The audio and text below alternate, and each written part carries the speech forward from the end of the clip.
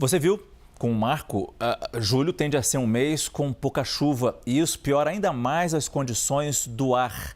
Além da umidade relativa do ar ficar abaixo do ideal para a saúde humana e para o meio ambiente, a poluição se mantém a níveis altíssimos. É exatamente isso que vem mostrando um monitoramento do governo federal. A população de todas as regiões do Brasil está respirando um ar com fuligem superior ao recomendado pela Organização Mundial da Saúde.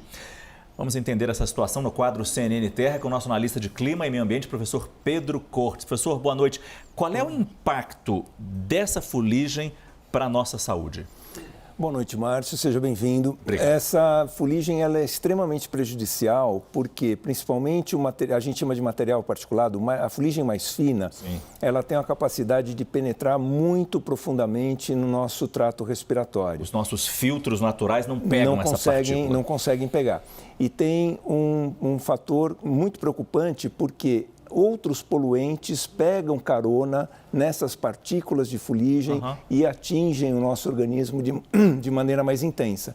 Então, é muito preocupante essa situação. Nós temos, inclusive, uma arte que mostra a situação dessa fuligem desde ontem até o final da próxima semana para ver como ela se dissemina por boa parte do país, né? Essa mancha amarela, esverdeada, isso é principalmente decorrente das queimadas na região central.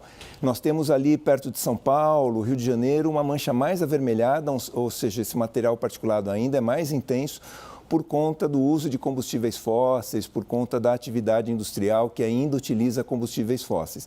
Então, não basta apenas uma área, né, tá sofrendo queimada. Essa fuligem, ela se espalha e muitas vezes a gente não consegue perceber isso no ar. A gente sente os efeitos, né? Às vezes vê o horizonte um pouco marrom, mas não consegue perceber isso no tato, assim, simples, né? Porque é um material particulado extremamente fino. E a gente pode dizer que uma é mais perigosa que a outra, a fuligem provocada pelos incêndios, do que a fuligem provocada pela poluição dos ônibus, dos carros? É igualmente prejudicial, Márcio. Nós temos esse material, a fuligem, né, o material particulado, ele é classificado em material mais grosso, que é chamado PM10, e tem o PM2,5, que é esse material mais fino. O mais perigoso é o 2,5, porque ele tem essa capacidade de ir mais a fundo no nosso organismo. E esse mapa é impressionante. Como é que a gente reduz esse problema, professor?